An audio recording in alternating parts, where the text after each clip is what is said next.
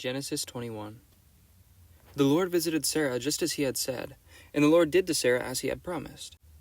And Sarah conceived and bore Abraham a son in his old age at the time of which God had spoken to him. Abraham called the name of his son who was born to him, whom Sarah bore to him, Isaac. And Abraham circumcised his son Isaac when he was 8 days old, as God had commanded him. Abraham was 100 years old when his son Isaac was born to him. And Sarah said, God has made laughter for me. Everyone who hears will laugh over me. And she said, Who would have said it to Abraham that Sarah would nurse a child? Yet I have borne him a son in his old age. And the child grew and was weaned. And Abraham made a great feast on that day when Isaac was weaned. But Sarah saw the son of Hagar the Egyptian, whom she had borne to Abraham, laughing. So she said to Abraham, Cast out the slave woman with her son, for the son of the slave woman shall not be heir with my son Isaac. And the thing was very displeasing to Abraham on account of his son. But God said to Abraham, Do not be displeased because of this boy, and because of your slave woman. Whatever Sarah says to you, do as she tells you. For through Isaac shall your offspring be named. And I will make a nation of the son of the slave woman also, because he is your offspring. So Abraham rose early in the morning and took a bread and a skin of water and gave it to Hagar, putting it on her shoulder along with the child, and sent her away. And she departed and wandered in the wilderness of Beersheba. When the water in the skin was gone, she put the child under one of the bushes. Then she went and sat down opposite, a good way off, about the distance of a bow shot, for she said, Let me not look on the death of a child. And as she sat opposite him, she lifted up her voice and wept. And God heard the voice of the boy. And the angel of the Lord called to Hagar from heaven and said, What troubles you, Hagar? Fear not, for God has heard the voice of the boy where he is. Up, lift the boy, and hold him fast with your hand, for I will make him into a great nation.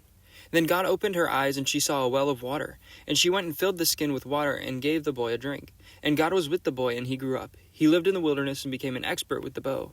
He lived in the wilderness of Paran, and his mother took a wife for him from the land of Egypt. At that time Abimelech the Phicol, the commander of his army, said to Abraham, God is with you in all that you do. Now therefore swear to me here by God that you will not deal falsely with me, or with my descendants, or with my posterity. But as I have dealt kindly with you, so will you deal with me, and with the land where you have sojourned. And Abraham said, I will swear. When Abraham reproved Abimelech about a well of water that Abimelech's servants had seized, Abimelech said, I do not know who has done this thing. You did not tell me, and I have not heard of it until today. So Abraham took sheep and oxen and gave them to Abimelech, and the two men made a covenant. Abraham set 7 ewe lambs of the flock apart. And Abimelech said to Abraham, What is the meaning of these 7 ewe lambs that you have set apart? He said, These 7 ewe lambs you will take from my hand, that this may be a witness for me that I dug this well. Therefore that place was called Beersheba, because there both of them swore an oath. So they made a covenant at Beersheba. Then Abimelech and Phicol, the commander of his army, rose up and returned to the land of the Philistines. Abraham planted a tamarisk tree in Beersheba, and called there on the name of the Lord, the everlasting God. And Abraham sojourned many days in the land of the Philistines. Genesis 22. After these things, God tested Abraham and said to him, Abraham, and he said, Here I am.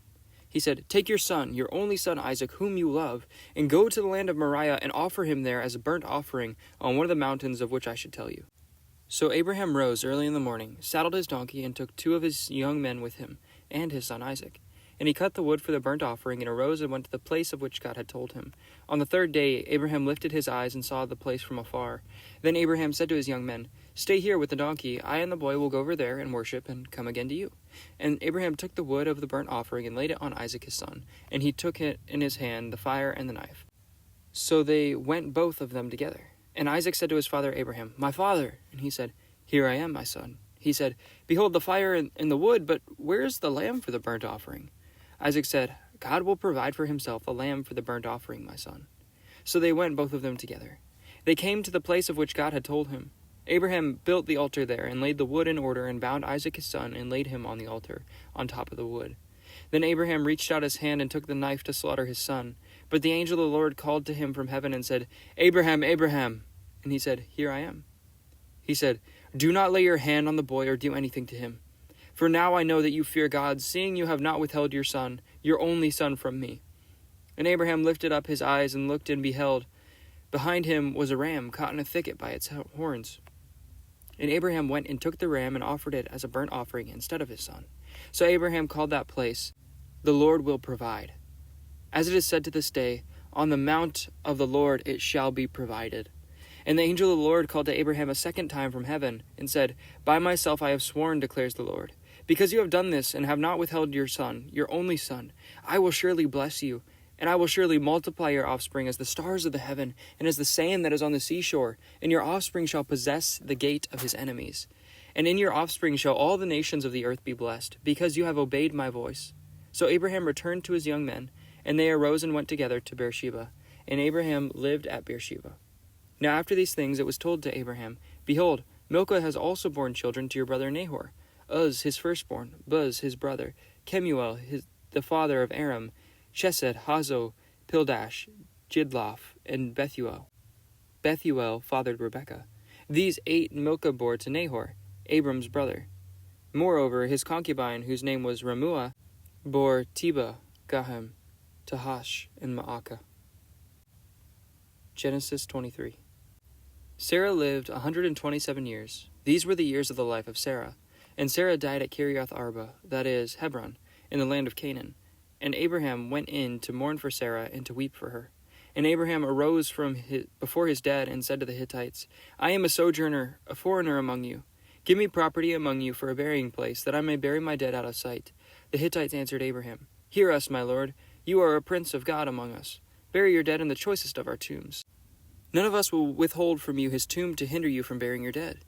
Abraham rose and bowed to the Hittites, the people of the land, and he said to them, "If you are willing that I should bury my dead out of sight, hear me and entreat me for Ephron the son of Zohar, that he may give me the cave of Machpelah, which he owns. It is at the end of his field. For the full price let him give it to me in your presence as property for a burying place." Now Ephron was sitting among the Hittites, and Ephron the Hittite answered Abraham in the hearing of the Hittites, of all who went in at the gate of his city, "No, my lord, hear me. I give you the field. I give you the cave that is in it. In the sight of the sons of my people I give it to you. Bury your dead." Then Abraham bowed down before the people of the land, and he said to Ephron in the hearing of the people of the land, "But if you will hear me, I give you the price of the field. Accept it from me, that I may bury my dead there." Ephron answered Abraham, "My lord, listen to me. A piece of land worth 400 shekels of silver, what is that between you and me? Bury your dead." Abraham listened to Ephron, and Abraham weighed out for Ephron the silver that he had named in the hearing of the Hittites, 400 shekels of silver, according to the weights current among the merchants. So the field of Ephron in Machpelah, which was to the east of Mamre, the field with the cave that was in it, and all the trees that were in the field, throughout its whole area, was made over to Abraham as a possession in the presence of the Hittites, before all who went in the gate of his city. After this, Abraham buried Sarah his wife in the cave of the field of Machpelah east of Mamre, that is, Hebron, in the land of Canaan. The field and the cave that is in it were made over to Abraham as a property for a burying place by the Hittites. Genesis 24. Now Abraham was old, well advanced in years, and the Lord had blessed Abraham in all things. And Abraham said to his servant, the oldest of his household, who had charge of all that he had, "Put your hand under my thigh, that I may make you swear by the Lord, the God of heaven and the God of earth, that you will not take a wife for my son from the daughters of the Canaanites, among whom I dwell, but will go to my country and to my kindred and take a wife for my son Isaac." And the servant said to him, "Perhaps the woman may not be willing to follow me to this land. Must I then take your son back to the land from which you came?" Abraham said to him, "See to it that you do not take my son back there. The Lord, the God of heaven, who took me from my father's house and from the land of my kindred, and who spoke to me and swore to me, 'To your offspring I will give this land,' he will send his angel before you, and he shall take a wife for my son from there. But if the woman is not willing to follow you, then you will be free from this oath of mine. Only you must not take my son back there." So the servant put his hand under the thigh of Abraham his master, and swore to him concerning this matter. Then the servant took 10 of his master's camels and departed, taking all sorts of choice gifts from his master, and he arose and went to Mesopotamia, the city of Nahor. And he made the camels kneel down outside the city by the well of the water at the time of evening, the time when the women go out to draw water. And he said, "O Lord, God of my master Abraham, please grant me success today, and show steadfast love to my master Abraham. Behold, I am standing by the spring of water, and the daughters of men of the city are coming out to draw water. Let the young woman to whom I shall say, 'Please let down your jar that I may drink,' and who shall say, 'Drink, and I will water your camels,' let her be the one whom you have appointed for your servant Isaac. By this I shall know that you have shown steadfast love to my master. Before he had finished speaking, behold, Rebekah, who was born to Bethuel the son of Milcah, the wife of Nahor, Abraham's brother, came out with her water jar on her shoulder. The young woman was very attractive in appearance, a maiden whom no man had known. She went down to the spring and filled her jar and came up. And the servant ran to meet her and said, "Please give me a little water to drink from your jar." She said, "Drink, my lord." And she quickly let down her jar upon her hand and gave him a drink. And when she had finished giving him a drink, she said, "I will draw water for your camels also, until they have finished drinking." So she quickly emptied her jar into the trough and ran again to the well to draw water. And she drew for all his camels.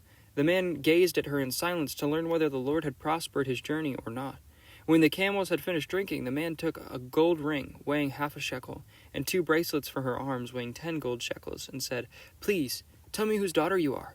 Is there room in your father's house for us to spend the night?" She said to him, "I am the daughter of Bethuel, the son of Milcah, whom she bore to Nahor."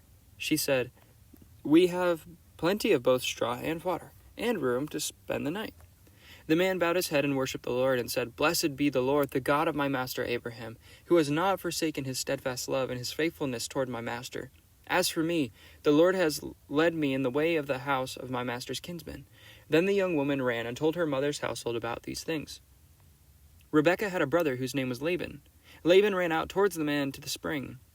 As soon as he saw the ring and the bracelets on his sister's arms, he heard the words of Rebekah his sister. "Thus the man spoke to me." He went to the man, and behold, he was standing by the camels at the spring, and said, "Come in, O blessed of the Lord. Why do you stand outside? For I have prepared the house and a place for the camels." So the man came to the house and unharnessed the camels, and gave straw and fodder to the camels. And there was water to wash his feet, and the feet of the men who were with him. Then food was set before him to eat, but he said, "I will not eat until I have said what I have to say." He said, "Speak on." So he said, "I am Abraham's servant. The Lord has greatly blessed my master, and he has become great. He has given him flocks and herds, gold and silver, male servants and female servants, camels and donkeys. And Sarah, my master's wife, bore a son to my master when she was old.